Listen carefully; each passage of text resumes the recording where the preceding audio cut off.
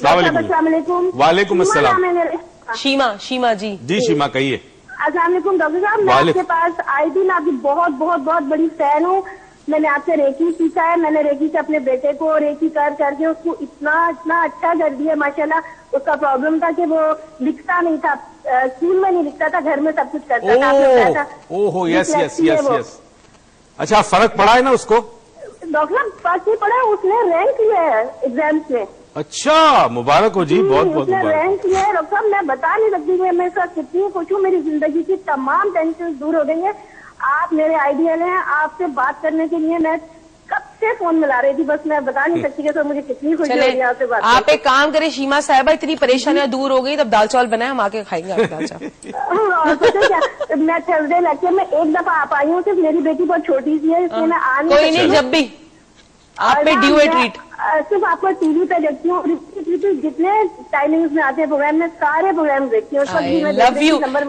Love you and इंशाल्लाह अल्लाह करे आपकी जिंदगी में सिर्फ खुशियां हो और अल्लाह में आपको। बहुत प्रॉब्लम था और मैं पता है जेलस होती थी लोगों से, अपनी बहनों से, उनके बच्चे रैंक लाते थे, अच्छा पढ़ते थे, उनको कोई टेंशन नहीं थी पढ़ाई की, मुझे इतनी टेंशन थी कि मेरा बेटा क्यों ऐसा है।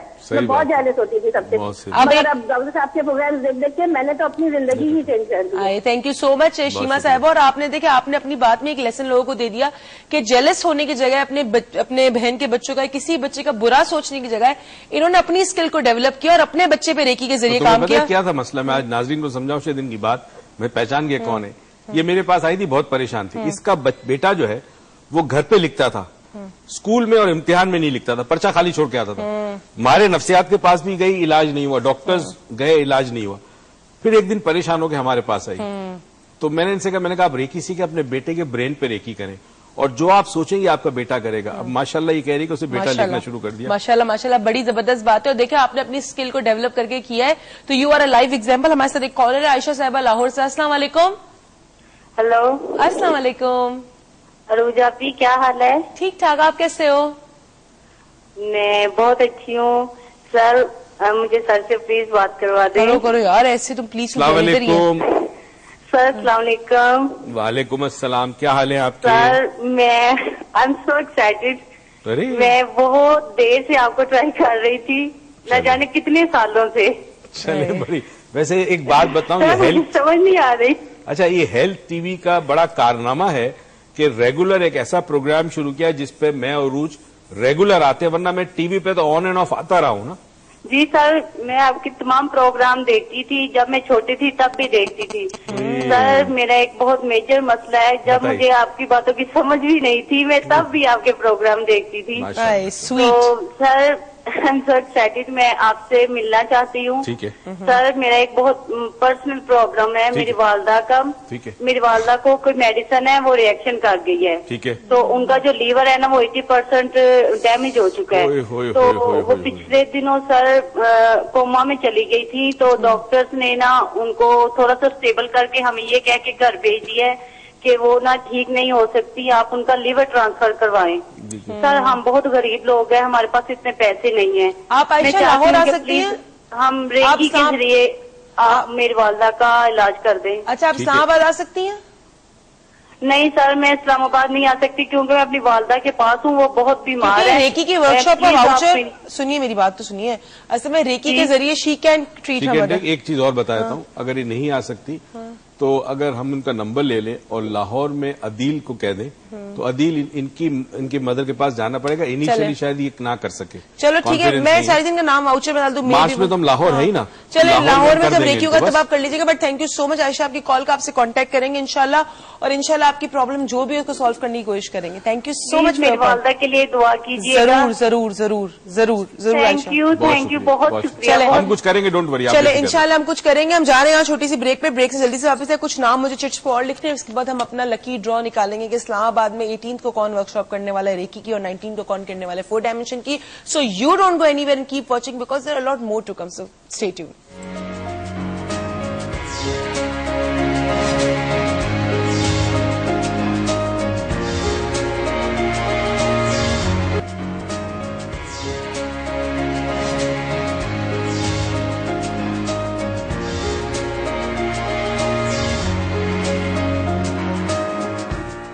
ویلکم بیک ناظرین. اور ٹائم ہے کم اور مقابلہ ہے سخت.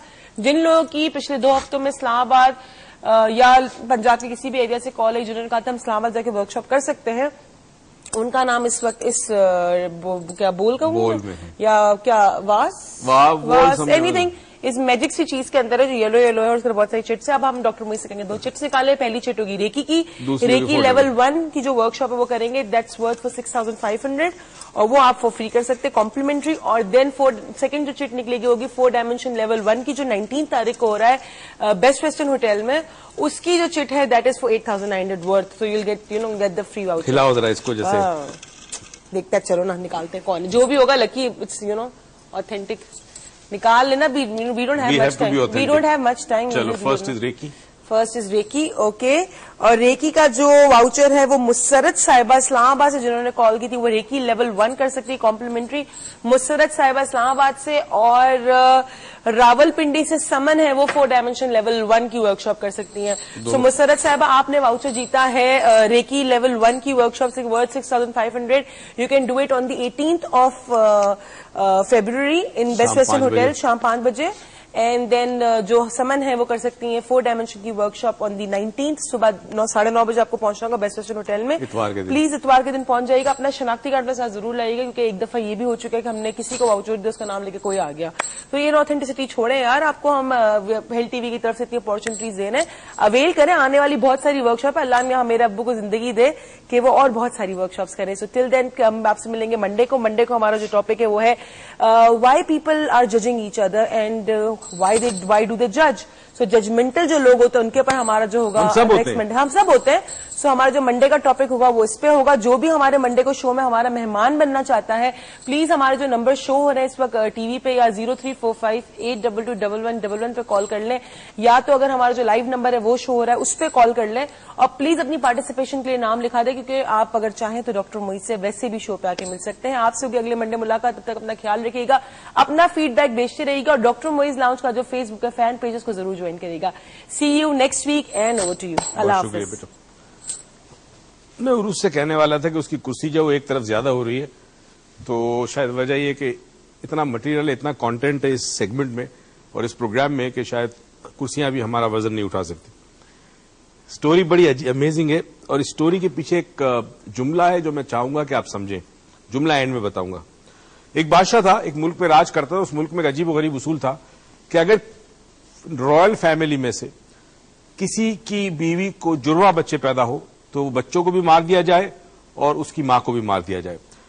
بادشاہ کی وائف جو تھی, رانی جو تھی, وہ پریگننٹ تھی. بادشاہ کو یہ ڈر تھا کہ اگر جڑواں بچے ہوئے تو میری رانی کو بھی مارنا پڑے گا, میری بیوی کو بھی اور بچوں کو بھی. اور وائف کے باتوں سے اس کا اندازہ ہوتا کہ شاید جڑواں بچے ہیں.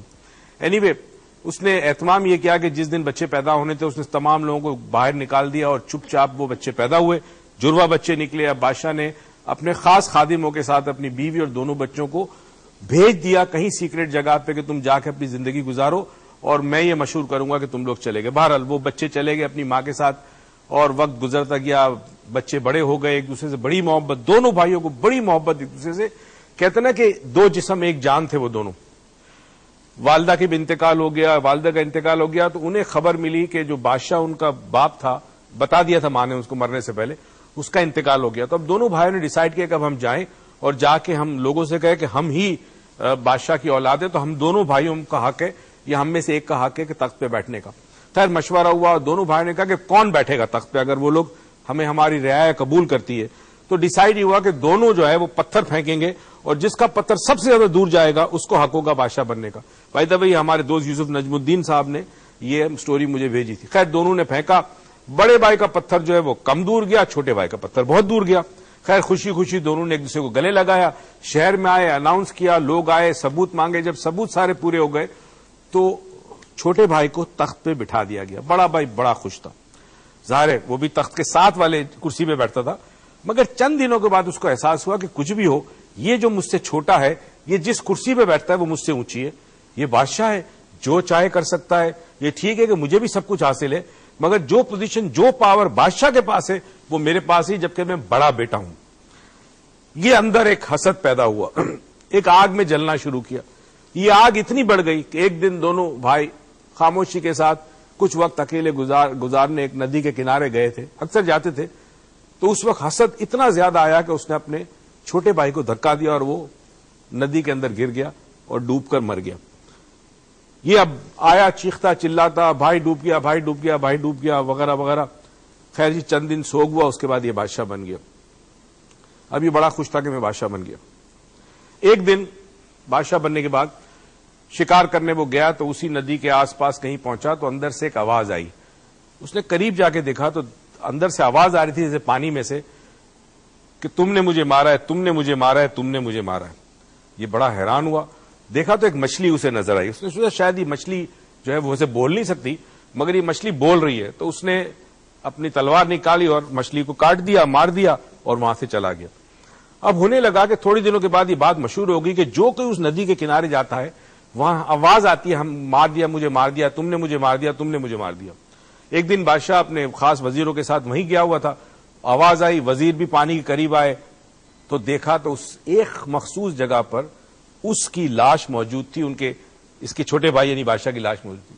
خیر جی اس نے کنفیس کر لیا مگر اب جو احساس جرم اتنا زیادہ ہوا اس کے اندر، اس کو احساس ہو کہ اس نے حسد کے اندر اپنے سگے بھائی کو جان سے مار دیا صرف اس لیے کہ میں بادشاہ بن سکوں. وہ بھائی جس سے وہ بہت پیار کرتا تھا، یہ جو صدمہ اس کو پہنچا، جو احساس جرم بڑھ گیا، اتنا بڑھ گیا کہ اس نے زہر کھا کر خودکشی کر لی اور وہ مر گیا. بتانا یہ تھا ناظرین اس سٹوری کے اندر کہ جہاں محبت رہتی ہے وہاں حسد نہیں ہوتا مگر جہاں حسد ہوتا ہے وہاں کبھی بھی محبت نہیں ہوتی. اگر آپ کسی کو چاہتے ہیں اور اگر آپ اس سے حسد کرنے لگیں گے تو پھر آپ اس سے محبت یا پیار نہیں کرتے. یاد رکھیے کسی شخص کے پیار کو چیک کرنا ہو، معلوم کرنا ہو کہ حقیقی طور پر وہ آپ سے ویلوس محبت یا پیار کرتا ہے تو ایک چیز دیکھ لیجئے گا کہ جس دن اس کے دل میں آپ کے لیے حسد پیدا ہو گیا اس دن آپ کو پتہ چل جائے گا کہ وہ آپ سے پیار نہیں کرتا. حسد اور پیار ایک ساتھ نہیں رہ سکتے. اس دعا اور امید کے ساتھ کہ پروردگار آپ کو بے تحاشا خوشیاں دے. ہم دل سے یہ دعا کرتے ہیں آپ جہاں ہو وہاں رہیں، خوش رہیں. پروردگار ہم سے زیادہ کامیابیاں آپ کو دے، ہم سے زیادہ خوشیاں دے اور توفیق دے کہ خوشیاں آپ دوسروں میں بانٹیں. پاکستان پائندہ.